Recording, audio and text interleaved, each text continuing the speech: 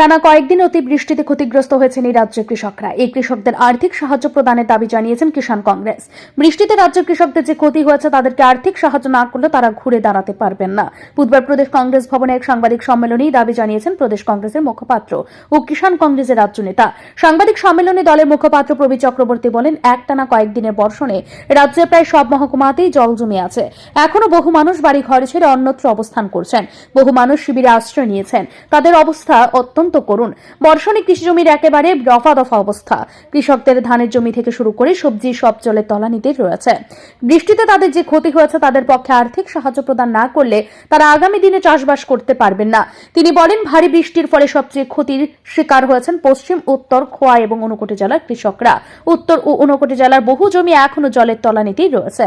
এইসব জমির ফসল কৃষক তার বাড়িতে নিয়ে যেতে পারবেন না, অথচ এই ফসলের জন্য কৃষক লক্ষ লক্ষ টাকা ক্ষতি হয়েছে। এই অর্থ সরকার যদি তাদেরকে প্রদান না করে তাহলে এই কৃষকদের পক্ষে আবার চাষবাস করা সম্ভব হবে না। প্রবীর চক্রবর্তী বলেন, রাজ্যের কৃষিমন্ত্রী রতনলাল নাথ এই রাজ্যের কৃষকদের আয় দ্বিগুণ হচ্ছে বলে ঢাক ঢোল পিটিয়ে প্রচার করে থাকেন, কিন্তু ভারী বৃষ্টিপাতের ফলে যেসব কৃষকের জমির ফসল নষ্ট হয়েছে তাদেরকে দপ্তর থেকে আর্থিক সাহায্য প্রদান করা হবে কিনা এই বিষয়ে কোনো ধরনের মন্তব্য করছেন না। কৃষিমন্ত্রী বিধানসভা কেন্দ্র মোহনপুরে বেশ কিছু কৃষি জমি এখনো জলের তলানিতেই আছে।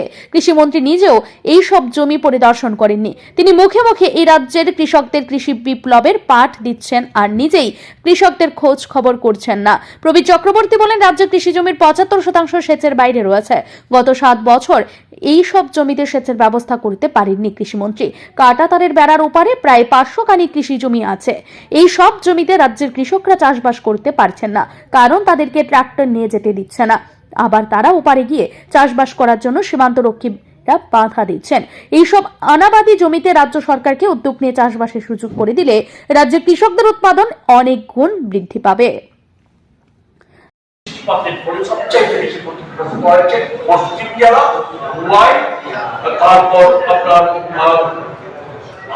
আপনার উত্তর জেলা, ঊনকোটি, এই সমস্ত জেলাগুলি সবচেয়ে এদের কৃষি জমি বিরাট অংশ জলের তলা। এমনিতে সেচের ব্যবস্থা না থাকা, বড় বড় কথা বলছেন আধুনিক প্রযুক্তির প্রয়োগ করা হবে, সেচের মেশিনগুলি তো চালু করার ব্যবস্থা করে উঠতে পারেননি।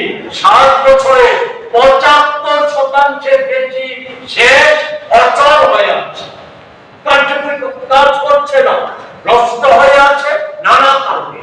কোন সময় সচল হয়ে পড়ে বিদ্যুৎ অচল হয়ে যায়।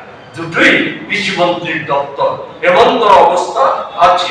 এছাড়া আরেকটা গুরুত্বপূর্ণ বিষয় উপস্থিত না করে পারছে, আমাদের সীমান্তের যে কাঁটাতারের, এই কাঁটাতারের বেড়ার ওপারে এখনো প্রায় 500 খানি জমি, কৃষি জমি অনাবাদী হয়ে পড়ে আছে এবং সেখানে মানুষ বসবাস করছে। 10,000 মানুষ, 10,000 পরিবার বসবাস করছে। সেই মানুষগুলির অবস্থা একটা ভয়ঙ্কর অবস্থা। তবে বিরোধী দলের দাবি মেনে রাজ্য সরকার এই রাজ্যের ক্ষতিগ্রস্ত কৃষকদের আর্থিকভাবে সাহায্য প্রদানের কোনো ধরনের উদ্যোগ গ্রহণ করে কিনা সেটাই দেখার। ব্যুরো রিপোর্ট, ঋদ্ধি নেটওয়ার্ক।